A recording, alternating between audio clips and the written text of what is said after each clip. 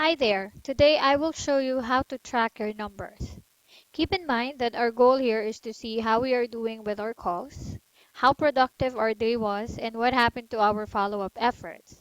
This will also tell us if we need to continue what we are already doing or if we need to change or modify our strategies. So make sure to have a shared tracker for the team, and this tracker would have the following elements. First is the number of dialed numbers, so this one, and that would be for the day. And by the way, the date should be part of our tracker by default, always. Now, this would be all the phone numbers that you have dialed on that day, so this one.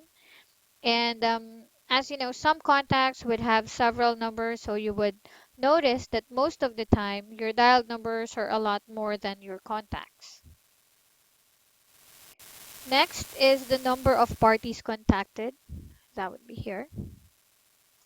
So let's say you would dial your contact's home phone number. He did not pick up on when you called him on his phone number or home phone number. So it's either you leave him a message or dispose the call as no answer. But when you dial his mobile number, he picked up and agreed for an appointment.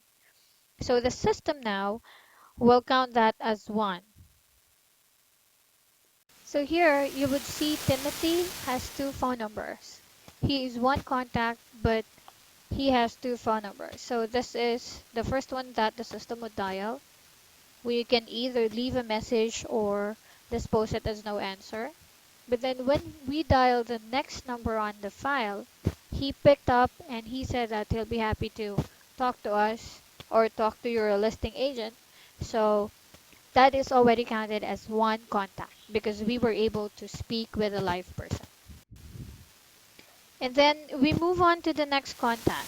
We were actually looking for Francisco or Marlene. Apparently, the person who answered the call said that he doesn't know any of these people that you are asking for. Then we tried to verify the address in Pintail, and he also do not know anything about the address. So what we do is we tag it as a wrong number. Apparently, because that was actually a live conversation, it will still be counted as contact. So thankfully, most dialers can provide us these numbers up to this point in the tracker. So what we will do is to just go ahead and go to dial sessions, and then we try to find the calls right here, and then we just change the date for today. So that would be February 2nd. So that would be from February 2nd to February 2nd, and then we view the summary. Then you would see the summary right here. We had 94 calls, but then the contacts that we had, or the contacts that we have called, were just 46. So that's what I was telling you earlier. Plus, this those who answered live or those who actually talked to you were just 8. So you can go ahead and upload that in your tracker. Now, the next one would be, should be one of your favorites actually, the number of appointments set. So you were able to talk to 8 people and 3 of them agreed to speak with your agent, with your listing specialist. Now this is the total number of appointments that you set in your list with your specialist, and it would be very easy to track them because that is your number, and also you are saving them in your Google Calendar. So these are the 3 ones who agreed to talk to your listing specialist. So Dorothy would be at 10:30. At 12, he would be speaking with Rihanna. And at 2 p.m., he would be calling Alfred.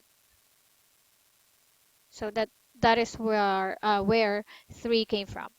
Now, when he calls them tomorrow, that is when we can go ahead and update this next column, which is actually the phone appointment conducted based on your appointments. So he calls them. If he answer, let's say all of them answers, then it's going to be 3 here.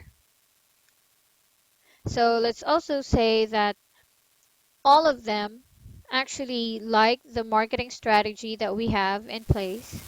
So they agree to meet your listing specialist the following Friday. So we also put 3 here. And then let's say something happened. Not everyone was able to meet your listing specialist. So it's only, let's go back here. It's only Dorothy and Rihanna who were able to meet your listing agent. So it's just 2 here.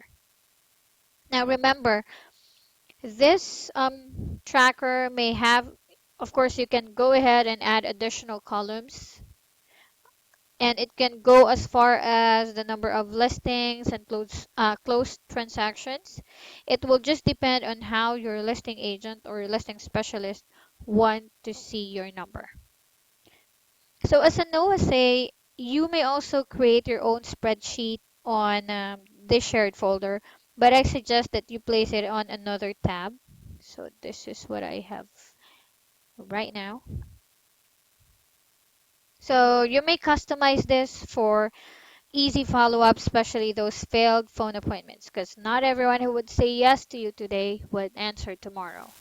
That's how we do it. So what I have here is the source. That's my first column, where actually they came from, and then their name, their address, the city, their phone number, and the date when I call them, and then when they agreed to speak with my listing agent, and then if they were able to have a physical appointment with my listing specialist. Now, if they will not reach this, then they would fall into my follow-up folders again.